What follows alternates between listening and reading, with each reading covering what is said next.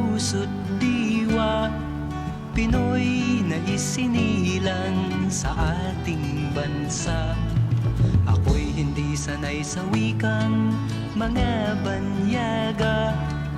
Ako'y Pinoy na mayroong sariling wika.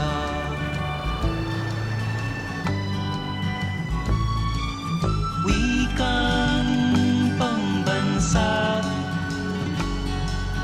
ang gamit kong salita.